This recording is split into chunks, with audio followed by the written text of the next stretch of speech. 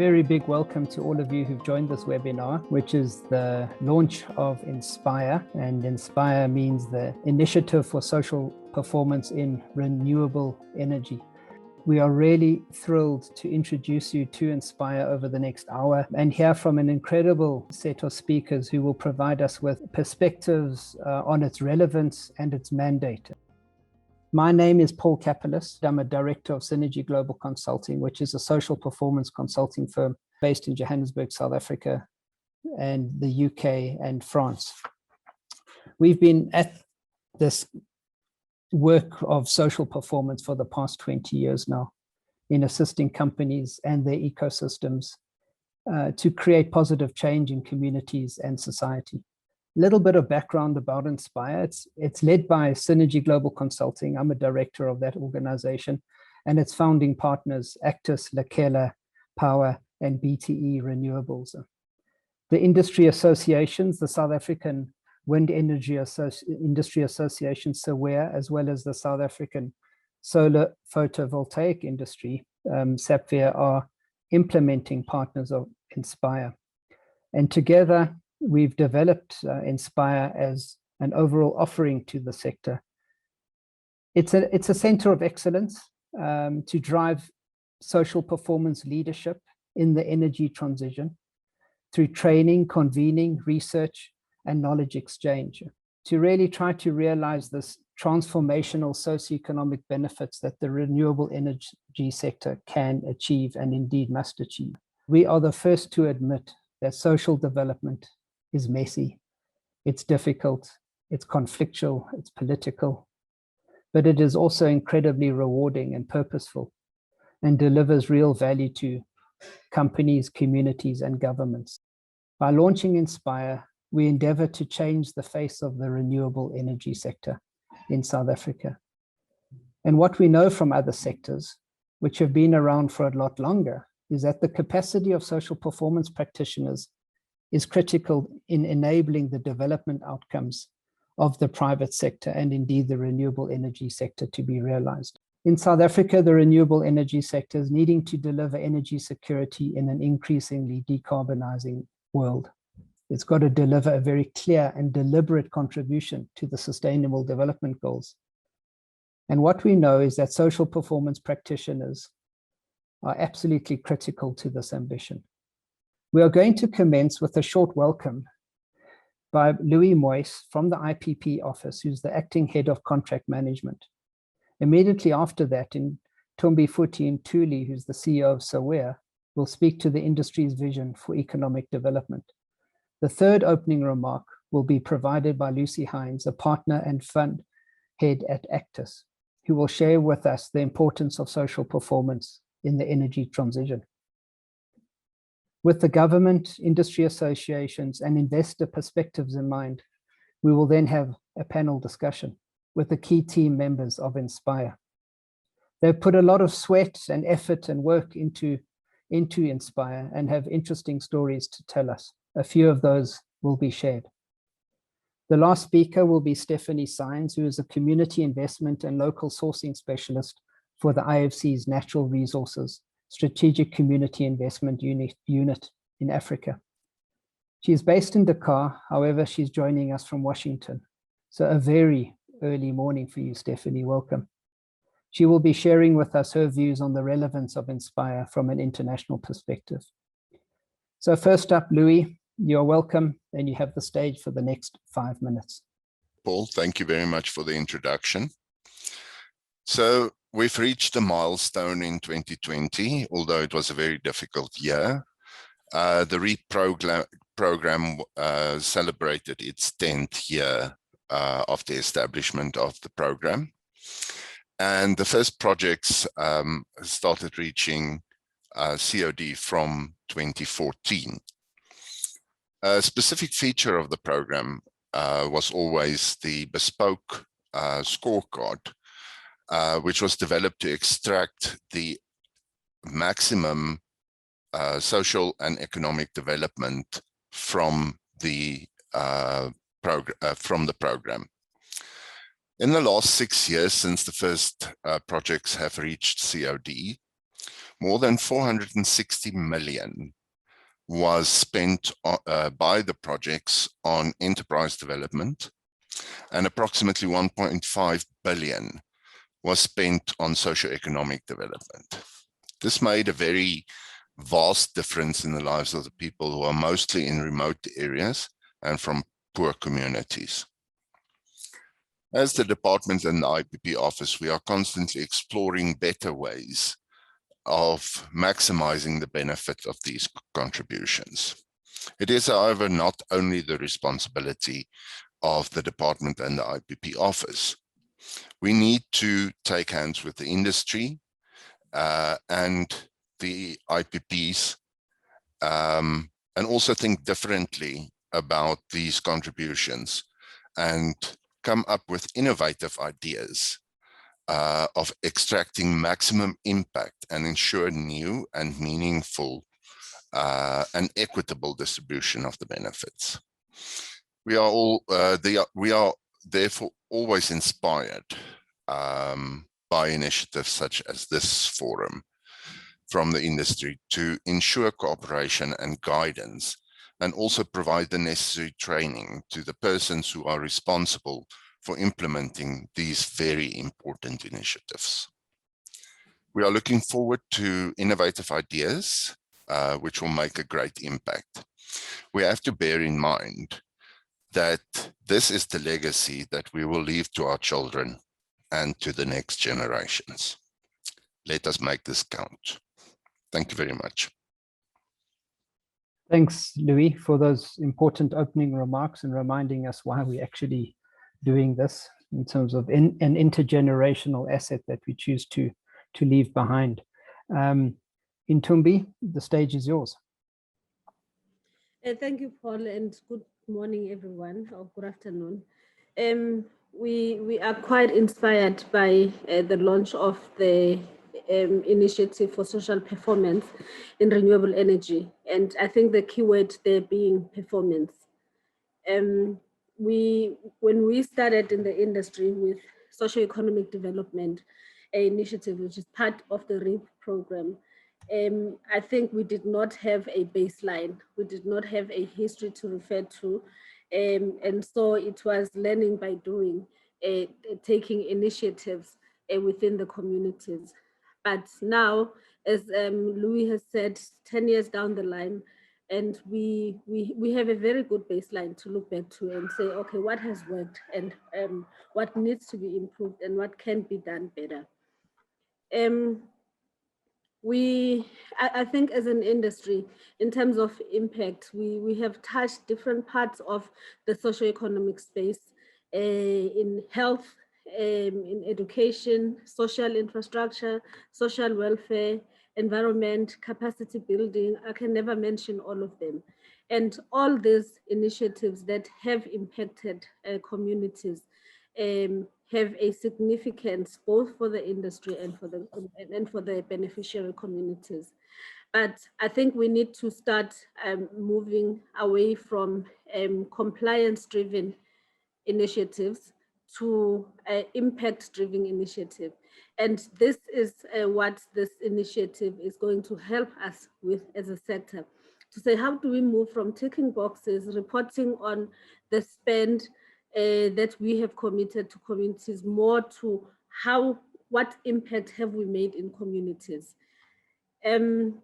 We as a sector, our vision is to collaborate better, collaborate within the sector amongst the IPPs operating in same areas, but also collaborate with other sectors. There are areas where you find renewable energy projects and mining projects in the same vicinity. How do we collaborate better? Because we are all here to impact on the same communities. And therefore, our vision is to say, instead of the smaller initiatives that touch only a few communities, how do we put our funds together in the same pot and have big, large, and very impactful initiatives? And I think the next 10 years is going to define how much impact we can have. And therefore, hence I said we are inspired and we are very excited for this initiative, because I think this kind of training and capacity building for practitioners is actually going to help to shape that collaboration initiative and actually help the industry to have more impactful socio-economic development initiatives. And the last part is we also want to co-create these initiatives with communities. So I think now we've got better time to plan and engage communities upfront. And our vision is also to have best practice guideline in terms of how do we engage communities to ensure that we get sort of granted that social license to operate in the areas that we operate in. Thank you very much, Paul. I'll hand back to you. Thanks, Ntombi. And thanks to you and Louis from the industry associations, which are perfectly positioned to help drive this positive change through the renewable energy sectors. And I think just to pick up on one or two things is that your big question is, how do we collaborate better and create more impactful initiatives? And the practitioners that are part of our universe is not just the practitioners from the companies, it's practitioners from communities and governments. And their capacity to collaborate is going to be something that is really a focus of the Inspire initiative, to order to strengthen the system to enable collaboration to achieve better outcomes. On that note, Lucy, looking forward to hearing from you. Thank you, Paul, and thank you, Louis, and thank you, Ntombi, for some really eloquent remarks. It's good to follow on from you. It's so great to have, I think, 110 people on this call. And I'm really excited to be at this event. I've spent 20 years in the power industry, many of those in Africa, and it's been a dream of mine for a long time that we would harness more industrial collaboration to drive energy transition and social impact. You might ask, why did it take so long? And I think Ntombi has made a really important point that actually the social impact agenda itself has evolved through that period. 20 years ago, social impact perhaps was described in CSR terms, in terms of building a golf course or handing out some blankets. And actually, I think we have all become much more sophisticated and focused on impact and not just compliance, as Ntombi said. A brief word about Actis. We're an international fund investor in power through building and investing in businesses. And I'm so proud that Lekela and Biotherm, which are two of our businesses, are here today, along with IFC, who's a very important partner. And you may also be familiar with Globalec, which was a business that we built a few years ago in an earlier fund. So it's brilliant to have everybody here today. We've built over 80 renewable projects globally, around 10 gigawatts, out of a total of 120 or so power projects altogether. And at Actis and our companies, we are very passionate about the opportunity for clean, competitive, sustainable energy. So it has already been said, South Africa feels poised at actually an exciting moment. Very difficult times, but the 10th anniversary of the programme is a good moment to reflect. South Africa is a world-leading renewable energy programme. And it's one I use frequently in examples with other countries. It has scale, repetition, many auctions, a very clear regulatory framework, the right regulatory support, and it's now really stood the test of time, which is really important. A key ingredient that South Africa has done so well is, as already been mentioned, to embed SED and ED spend in the projects, and that's a key ingredient of inclusion. And I understand that the annual budget now for ED and SED spend across the industry is over R1 billion per year, which is tremendous. And actually, I was telling the Chilean energy minister, who I was talking to last Friday, about his own green hydrogen strategy and energy transition, that South Africa is a great example of creating those tools of inclusion in the way that you set up the programme by including local communities and that ED and SED spend. So with now round 5, round 6 on the horizon, and ambition in the IRP, it is a great moment in terms of thinking about acceleration and a good moment to do more as an industry. Also, in this very, very difficult year with COVID, never has inclusion and social impact felt more important in the way we think about projects and industries and contribution.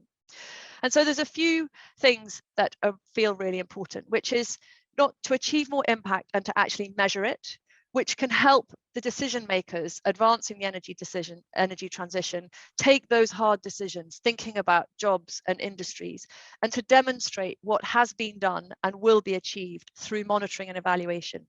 And this will help South Africa to continue to lead the world in the just transition, which then itself drives economic growth, jobs, economic and social development. So what can we do? And there are 4 things I want to talk to you about. Firstly, monitoring and evaluation, which, as Ntumbe said, is not just about compliance, but actually assessing decisions and really thinking about what benefit is being delivered in numerical terms.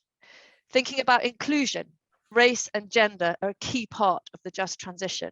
It needs to be inclusive and consider all of those aspects in the way that programs are put together. And also, there are great examples on scanning the international horizon, and I would like to give you 2. One of which, for example, is BTE, who's a participant and key player today, has a project in Kenya called Kipeto, which has trained over 200 members of the local community in advance of building the wind farm in steel fixing, masonry and hospitality, enabling those participants to achieve a transferable skill with a certification, which means that they don't just get a job on the project, but they have a passport now to build a career and an ongoing livelihood. The second example is from Mexico, where our business Atlas has trained 870 women from the local community in solar panel installation, which again is meeting demand for a field that's required in terms of the transition and the industry as a whole, but also enabling those women to secure employment and have a participation. And so the last thing I wanted to mention of the 4 is that the best opportunity we have is to collaborate, raising our eyes as an industry from project by project to really thinking about how we each contribute together to build the industries and skill sets that drive the energy transition.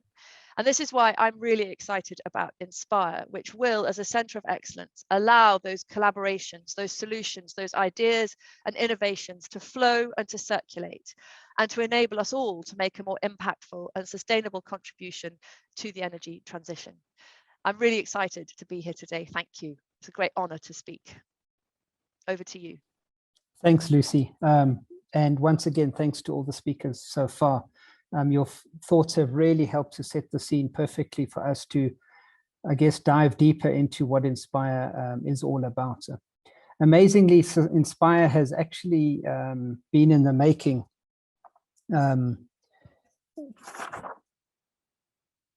for quite some time, and it's and one of the panelists, Holla Vloikas, my colleague, has been at the forefront on harnessing this passion and the capacity into a network. And we wouldn't really be here today without Holla's persistent and very passionate engagement with the network. In South Africa, we know that we're at the precipice with over 4,500 megawatts of renewable energy on the grid.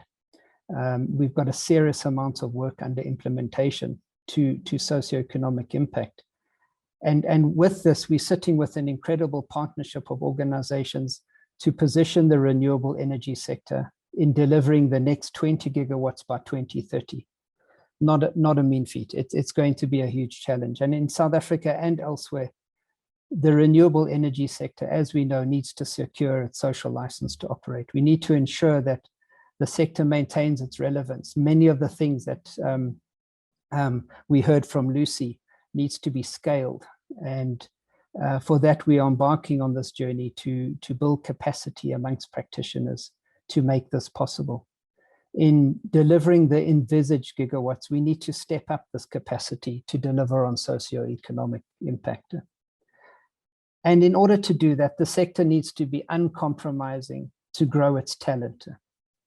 Teams need to be able to face these challenging dilemmas that the sector is facing. And we know what those kinds of dilemmas are. We've seen them over the past 10 years or so around human rights, stakeholder trust building, impact measuring, social impact.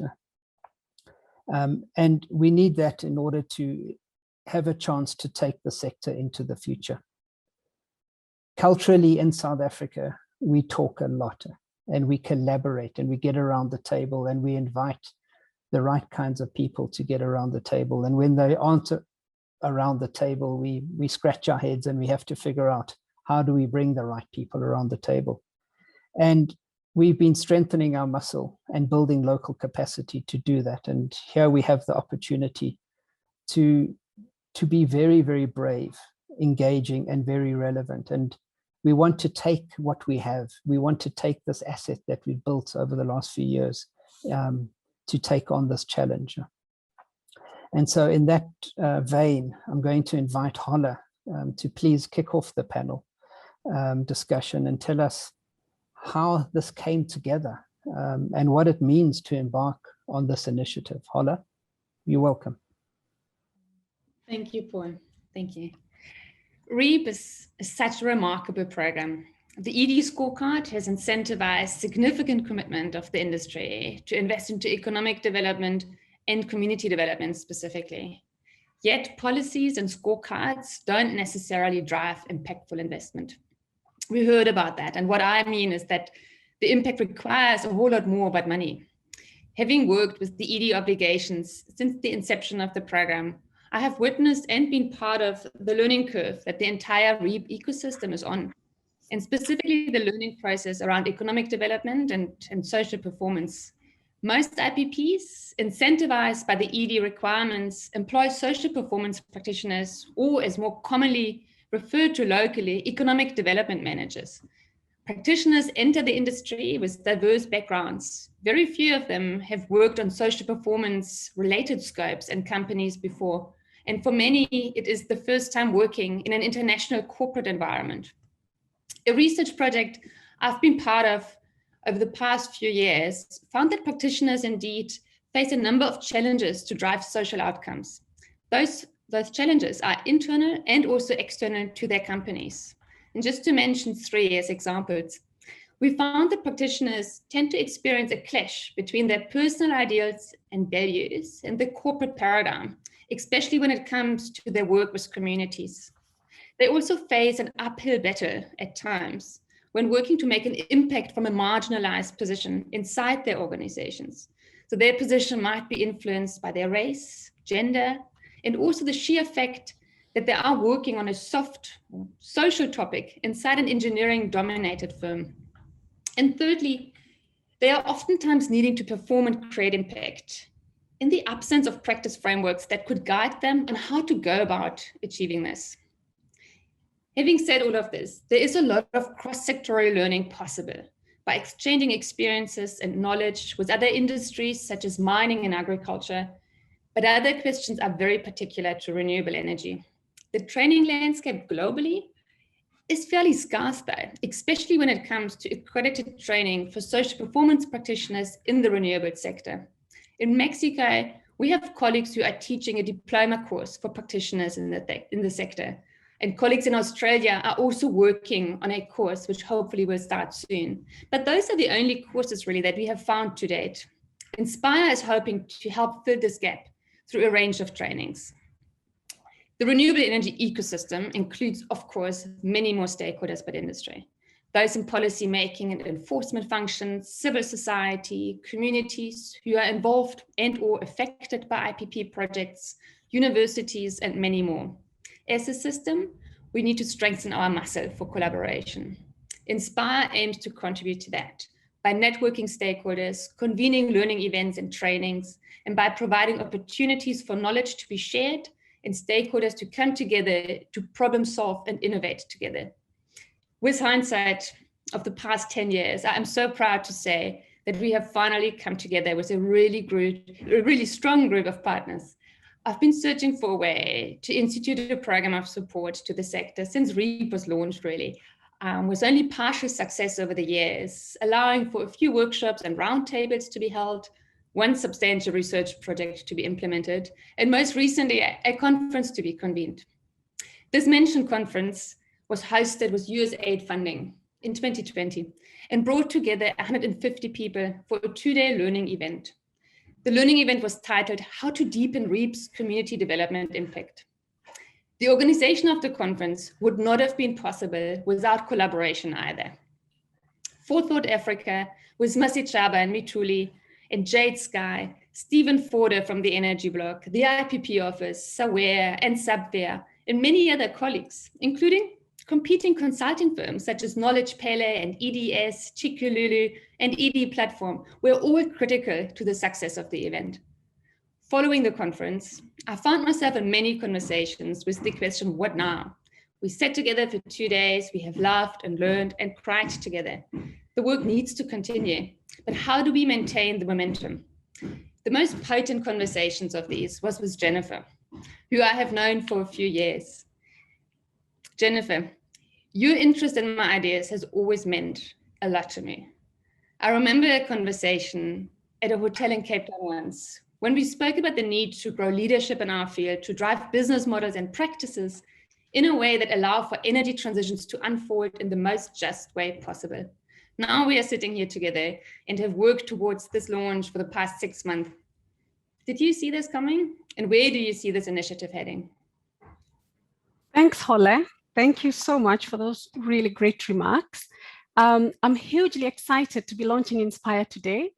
It's been a long journey, but one that's been worth every step.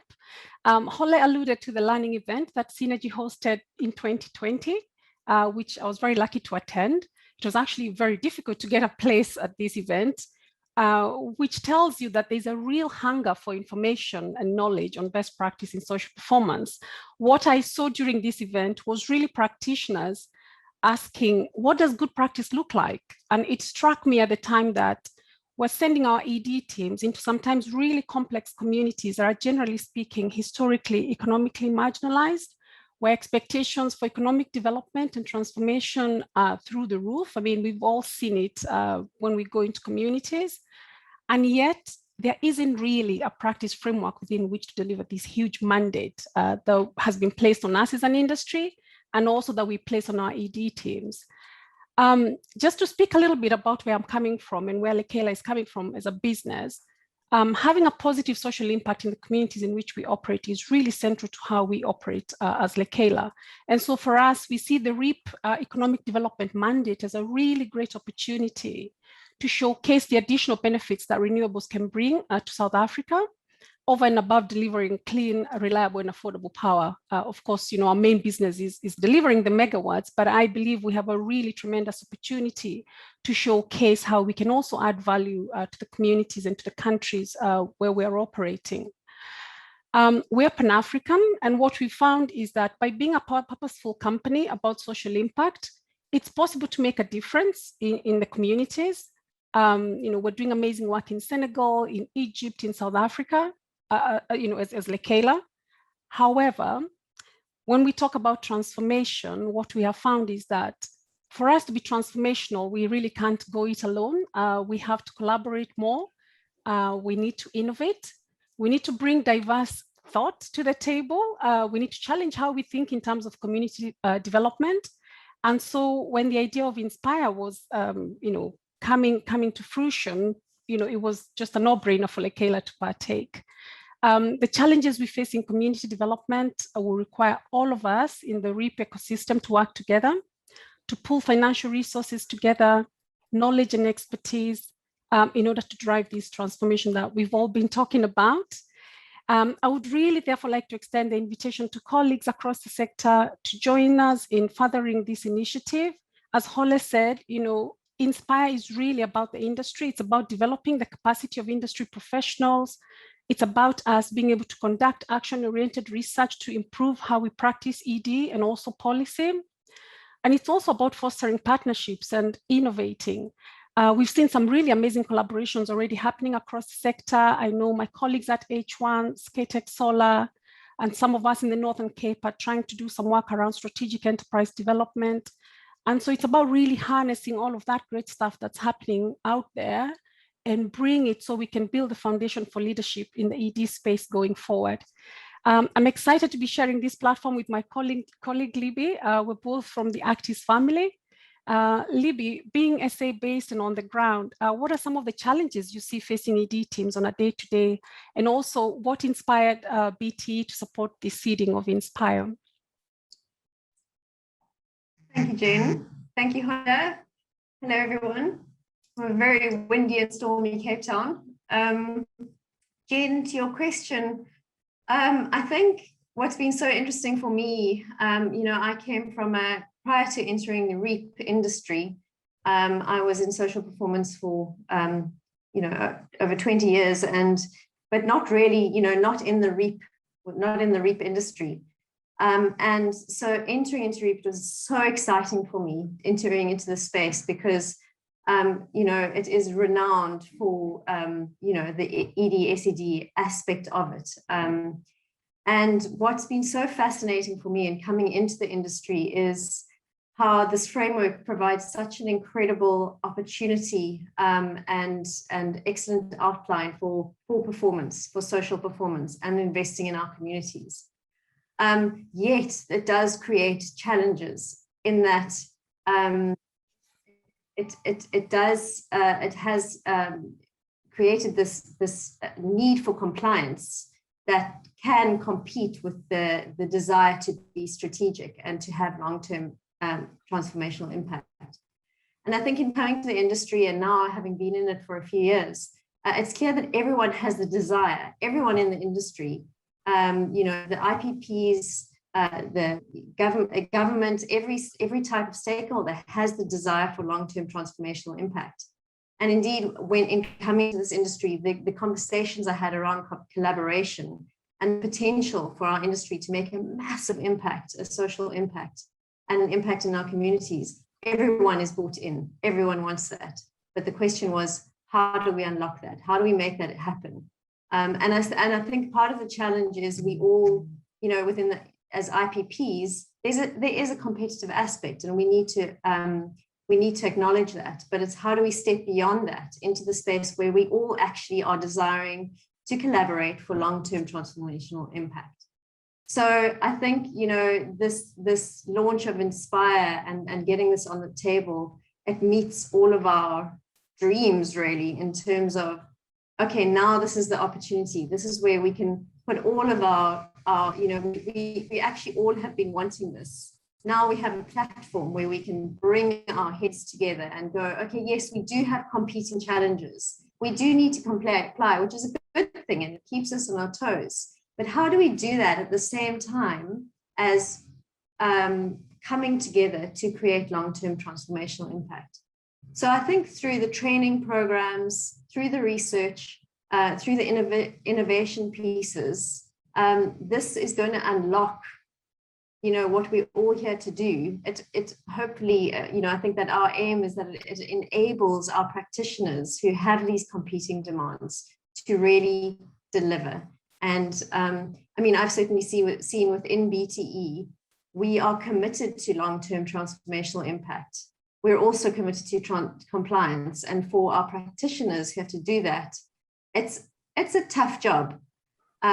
So we can come together into a room, we can have a bit of a moan if we need to, but we can then come to a place of really creating solutions to make things happen. I find that incredibly exciting. So I think, those are the main things I wanted to touch on.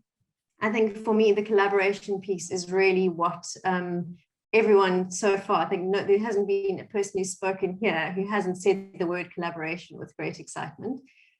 So really, really looking forward to taking this forward. And on that, I think that just, I have a question for Ed. Hi, Ed. In terms of you've been a trainer in this space for a very, very long time in the social performance space. And I'd be interested to know from you, what you see as the potential to come out of this and the training, not only for the practitioners, but also in terms of the translation into impact on the ground. So over to you. Thank you. Yeah, thanks very much, Libby.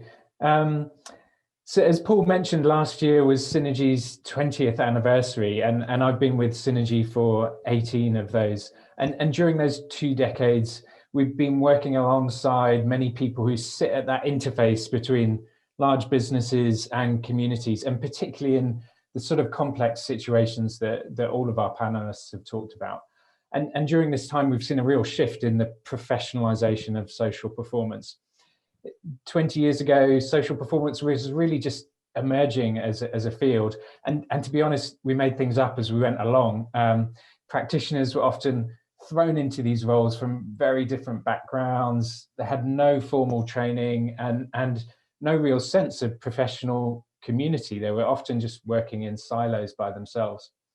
So to help change this, a decade ago, we partnered with what's now the Wits Mining Institute at Wits University to develop a series of accredited short courses for community relations practitioners.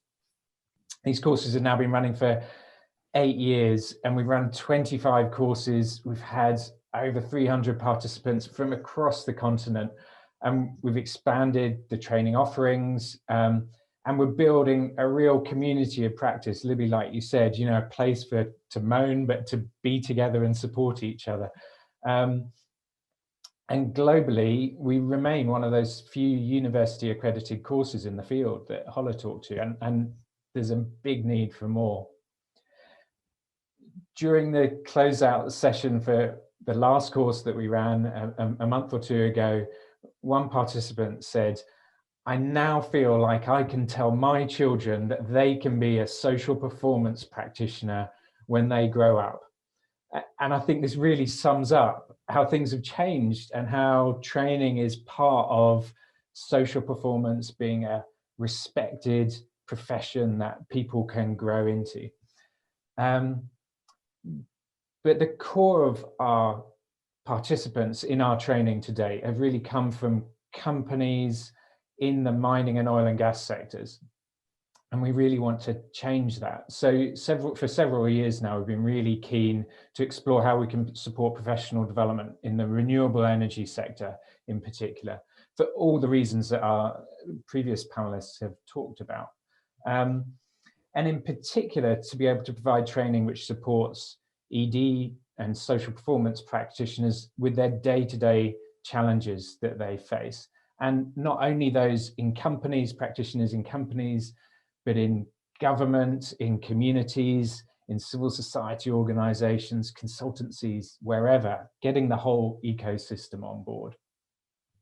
So we've been really excited about being part of developing Inspire, and particularly excited that we're at a point today where we're launching the initiative and able to already offer our first training course, an introduction to social performance, again in partnership with Wits University and as an accredited course. There's more details on the Inspire website, which is live already, and there's links there to register to the course. So we really welcome everyone to come on board. We've got 2 more courses already in development, and they'll be announced shortly. One on stakeholder engagement and community relations, and the next one on managing community investments and benefits. And over the next few months and years, we're going to be expanding that training offering, helping practitioners in all parts of the system in their day-to-day skills that they need, as well as helping them with their longer-term career development and growing a community of peers to collaborate and come up with innovation and to create that impact that Ntombi talked about. So our experience has been that some of the core skills that are needed by social performance practitioners to deeply understand complex situations, to be able to sensitively engage with many different perspectives, and to enable collaborative decision-making. Those were skills that are also needed for great leadership in these uncertain and changing times. So our big vision is not only that we'll be helping grow the next generation of social performance practitioners, but also that we'll actually be growing the next generation of leaders. So Paul, back to you. Yeah, thanks very much for that, and thank you to all 4 of you, Holle and Jennifer and Libby. I just wanted to pick up on a comment that Richard Satati has put into the chat function, which I think is really important in the in how we frame collaboration. And he's saying that, you know, the beneficiaries to development, the beneficiaries to investment need to be at the center of collaboration as well. We must not think that collaboration is just with those people with the power and the resources, but we've got to take collaboration to the beneficiaries. And it talks to what Ntombi said, which is, you know, around co-designing the kinds of social impacts that we want to have, and that way to co-design is not easy, and we need to build our capacity to be able to co-design. And this is something that many sectors who have a direct impact on communities is trying to figure out at the moment. Before I turn to Stephanie from the IFC, I just wanted to circle back to Jennifer, because we've got a few moments here before I can turn to Stephanie, and really ask what your message is to other companies about why they should be joining Inspire.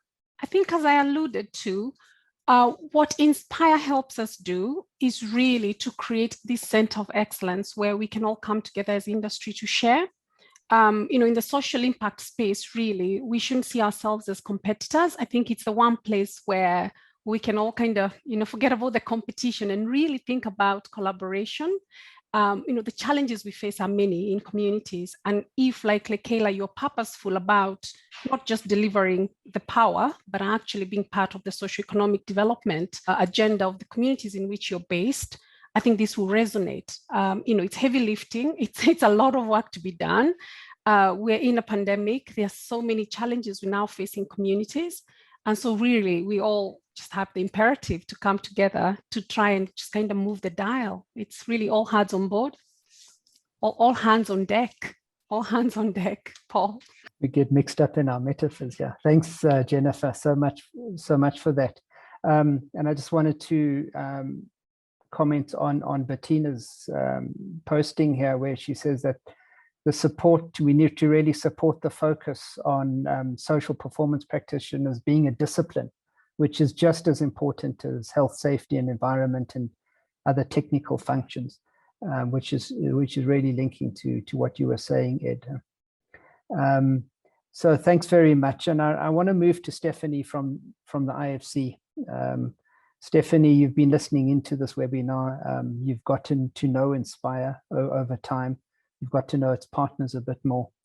And in fact, we had a really interesting webinar and conference with the IFC a few weeks ago, bringing South Africa, Mexico, India together to talk about these issues.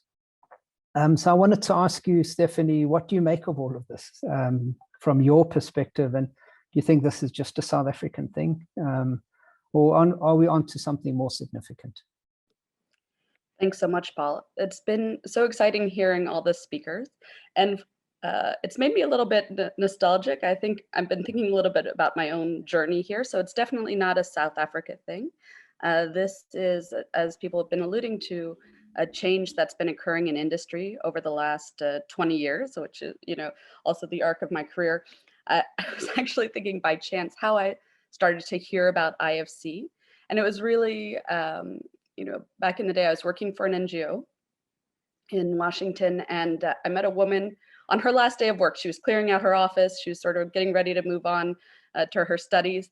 And by chance, we started chatting and went out for dinner, and we became friends. And because of that, when she ended up at the World Bank, and she started to tell me about this organization called IFC and how they were really bringing some of doing this interesting work with the private sector and how they should be working with communities, and that really resonated with me.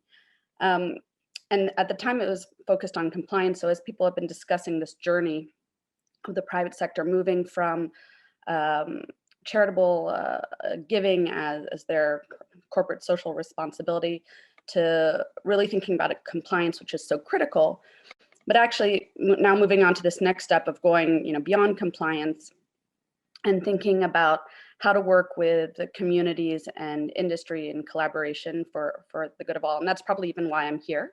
So the team I work with within IFC is called the Sustainable Infrastructure Advisory Unit. And we work very closely with our colleagues that address compliance, but we try to think about other ways for projects to work on bringing benefits to host communities, to stakeholders, with the idea that it'll create a better environment for these projects over time. What I think really drew me to this type of work was this understanding that projects are intrinsically linked with the location where they operate. You know, this is really something unique. You know, if you found a space where you can run a solar project or wind project, there's a reason you've picked that location. It's not so easy to move. And even over time, probably some of the places that had that were less complicated are taken, right? So this is actually going to become more and more important as new projects are developed. And that's exciting. That means that companies have a vested interest in a successful relationship with the communities or countries that host them.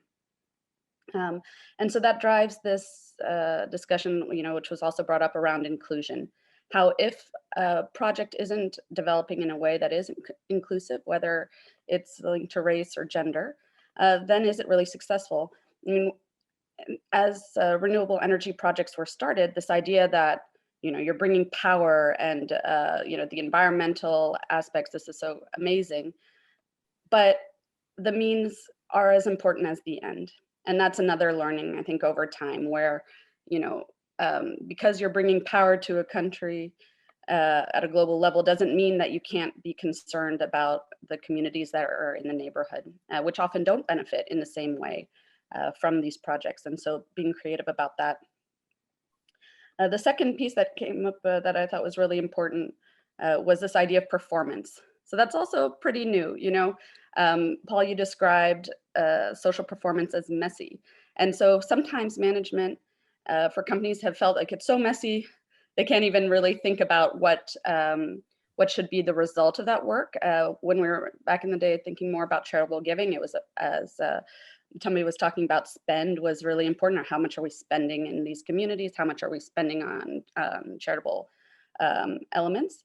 And so it's really about thinking about M&E as Lucy was talking about, but that's really about systems that actually we can professionalize the space, creating frameworks.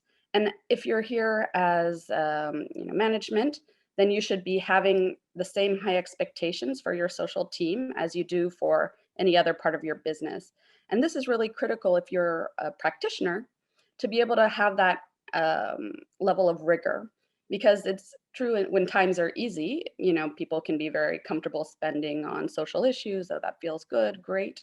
But then, you know, when times are tough, the scrutiny is there. And we know it's actually at those times when it can be so important, even more important to have really solid social performance. But it could be, sometimes it's tempting to say, oh, maybe that's not as critical to the business as other pieces. So really being able to tie your work to the performance of a company is quite critical. And then maybe the last thing that comes to mind is this idea of innovation that people were talking about. I think it's so exciting, the space that we're operating in, tying together the knowledge and skills that come from development professionals, you know, that I mentioned myself, I came from an NGO background back in the day, but then went on to get my MBA.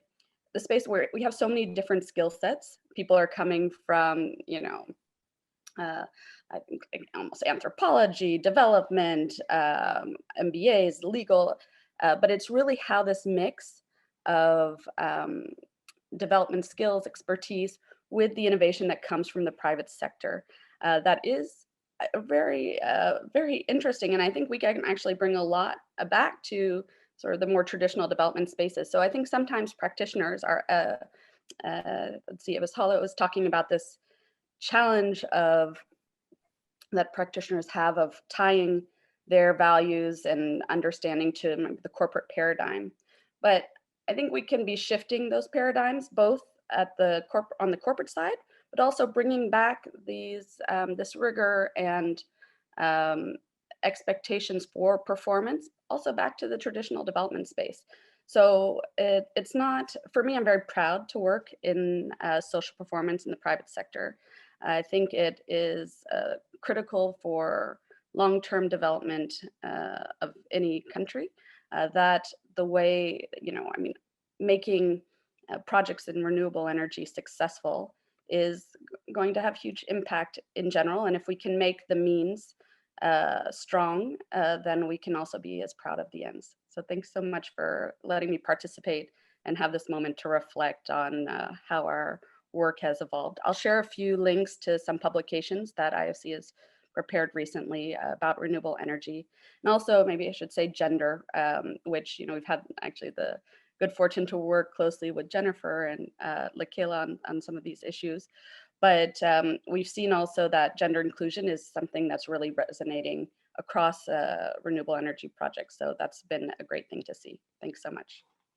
Well, thank you, Stephanie. I think you reflected so well on many of the themes that have come up, and the purpose and the reason for why Inspire is being launched today, and why it needs to exist and prosper. I see that Inka Shoma, I think, said, who's from the World Bank, is working on guidelines for the renewable energy sector. So I can imagine that between you and them, that those guidelines will be most useful and beneficial. Jennifer, there was an interesting question from William. We've got a few minutes, asking about the REAP programs and whether they'll be automatically integrated into Inspire. Do you have a perspective on that? Absolutely. Yeah, the answer is yes. Everyone is welcome to participate. I think Holle will be the contact person. So we will be putting out information directly to IPPs through SAWIA, through SAPVIA. So there'll be many routes to participate. We're also hopefully expecting to see a lot of our economic development managers partake in the courses. And I think a lot of that is already out. I'll let Holle maybe speak to some of the detail in terms of registrations and joining.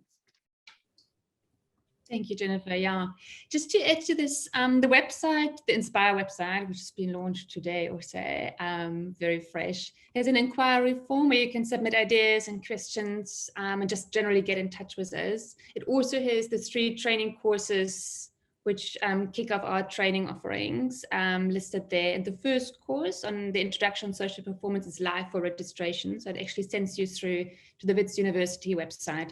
So yeah, any questions, any ideas, ideas for joint fundraising initiatives, proposals, ideas for projects, for events, if you have funding to offer yourself, or maybe have partnerships that you would like to suggest that we explore jointly, please just come forward. We will also proactively seek contact with industry members, but yeah, mutually. Let's work together on growing the initiative. Great. Thanks, Holle. Ed, I just wanted to circle back to you. There was an interesting question about accreditation, and whether you can talk to that a little bit. I know you said that it will be accredited, but what's the value of accreditation in terms of professional development? No, thanks, Paul. So yeah, as I mentioned in the chat, so the first 3 courses will be accredited by Wits University. And we've seen, in our partnership with Wits University, it's been really valuable for them to be able to provide that university accreditation. We're seeing that that's really important for participants to get that recognition, particularly within their companies as part of their professional development, that it really helps them to say, I haven't just been on a regular training course, it's actually been accredited and meets university standards as well. So that helps them, again, get that professional recognition within their organization as well. And it's a bit of an assurance of a certain level of quality as well to the training. And someone who's been very involved in that training through Wits, I can also say that it's a very exciting courses all the time, because Alison McCullum, who's a colleague of ours, brings the most innovative processes into training, and no one leaves that training without being excited by their learning, which is a lot more than a lot of training courses. There was an interesting question. I'm not sure who would like to take it, but it was basically the person's name wasn't there.